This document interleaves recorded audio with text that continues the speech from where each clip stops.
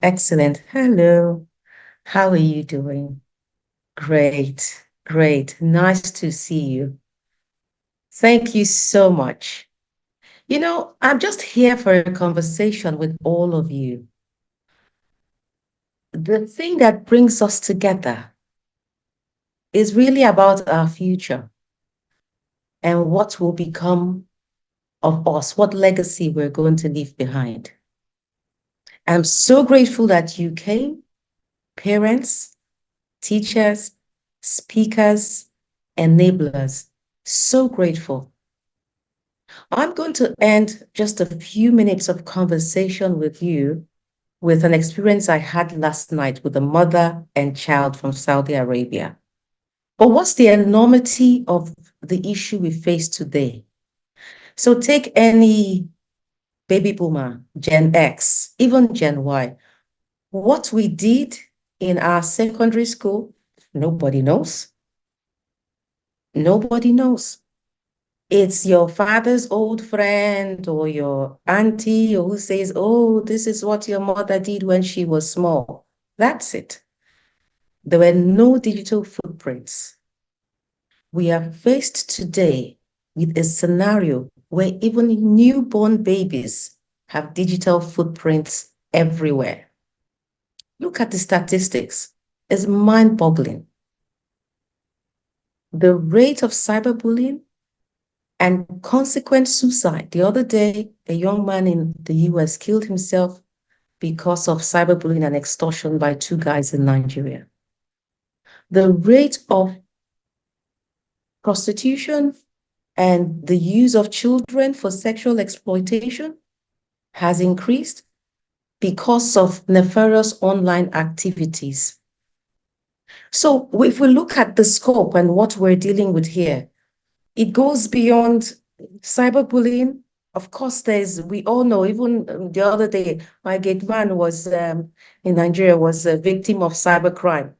So we all see identity theft. We see the dimensions around online security, online safety, deep fakes. Recently, someone was extorted using the child's voice to get money from the parent. We're looking at this in multifaceted dimensions. We're looking at learned helplessness. ChatGPT coming to spoil education, not allowing our children to use their brain to think, getting answers off the internet. In those days, we used to go to physical libraries to read and get information. Now, people just go Google ChatGPT and that's it. Generative AI. So we look at the future and we say, what will it be for our children, for these precious ones in this age? Recently, a young man was supposed to be inducted into the US Sports Hall of Fame, but a comment he made online 7 years prior was brought to the fore and he lost that opportunity.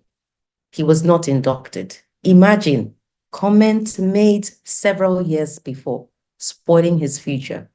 And we have people who are online every day chatting up and down. In my former life, about 20 years ago, I was an IT administrator. I did backups. We will back up what's happening from the current device to a secondary device to tapes. And so even if you type something and you delete it, it never goes away. The internet never forgets. So we are dealing in a scenario where there's the huge explosion of information. The World Economic Forum says, what's the world's number one challenge right now? It didn't say the wars. It said the proliferation of misinformation, dissemination of wrong information. That's the number one crisis that the world is dealing with right now. And where does this stem from? Online again. So we have our children exposed to things we were never exposed to in dimensions that we never encountered. And how do we become these savvy parents and savvy teachers in the digital age? When we ourselves, we are fascinated by what's going on. We want to see, we want to learn, we want to take up all the information. So you have a scenario where we have absentee parentism, and even with teachers, the parent is there. What do? You hand the device over to your child. The child is using the device, facial recognition. People begin to offer the threat actors and the threat players online begin to offer the child the things that you would never want them to see. Why? Because you're on Instagram. You're getting entertained yourself. You're searching, you're looking, you're absorbing information. Children increasingly, and you would agree with me, the age at which children are getting mobile phones now is reducing for those that can afford. Why? Because the mobile phone becomes a babysitter, becomes an opportunity to keep your child engaged. And we have kids as little as one getting addicted to the mobile phone, sleeping and making gestures as if they're scrolling. And some of them end up with permanent brain damage. We will hear from speakers today. We will hear from coaches and teen mentors. But I'm here to ask and to ask ourselves, because we're in a journey together, and to challenge ourselves and say, what kind of parent will you be? What kind of teacher will you be? What kind of teen will you be?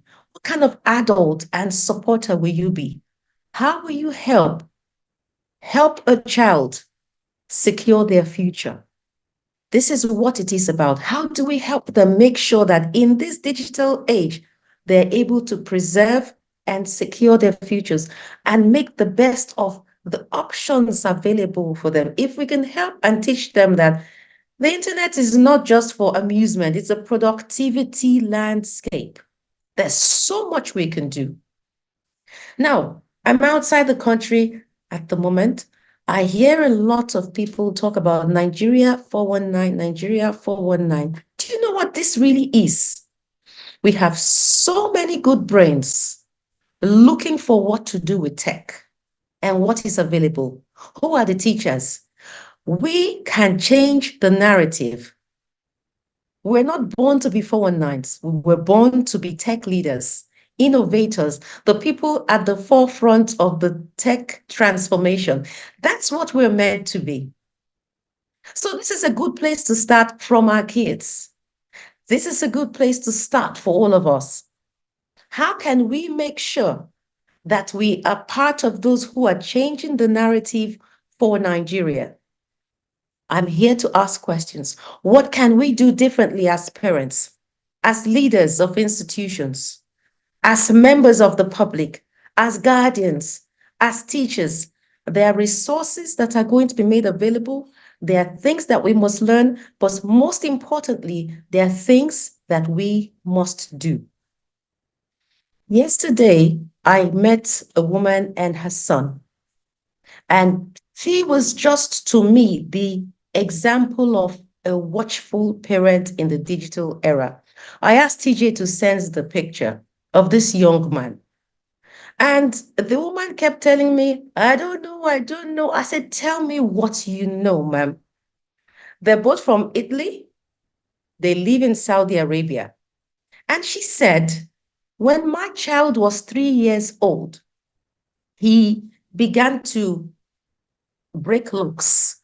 You know, he locked up everything. He could open padlocks from 3. And I said, there's something here with this guy.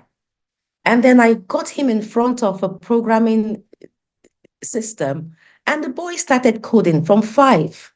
She says, well, I don't know about these things, but I knew he could do something. I continued to expose him to tech. At the moment, he is 13. He is a world-renowned certified ethical hacker. He is using his tech for good. He is going around the world inspiring people, and he was in Dubai yesterday to speak to Black Hat Middle East, a meeting of all the hackers and people who are on the good side of the offensive, of the defensive hacking. He came to speak to them in the Middle East about what he's doing.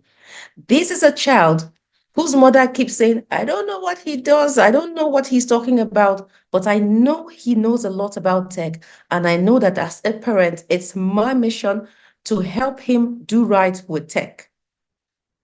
Are you going to be the one who would listen in, who will watch, who will use the tools that are being shared, who will say, I'm going to make a difference. I'm going to make sure that I help my child, my word, the young person around me to make the best of tech. Let me end on this note of opportunity. The world is currently suffering from a gap in the cybersecurity space. The world is in dire need of people in this space. 3.5 million jobs are required. Where are the people? And these are our young people who are tech savvy, who just need to be trained. So I'm grateful to see programs like from people like Dr. Feb, who's bringing things to educate and inspire young people. The gap needs to be closed. Our young people are skilled.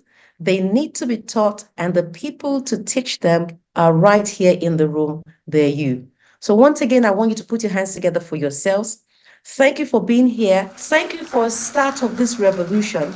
And we look forward to how we can partner together in the future to help our children, our youths, our people stay safe online and be the very best that they can possibly be. Thank you so much.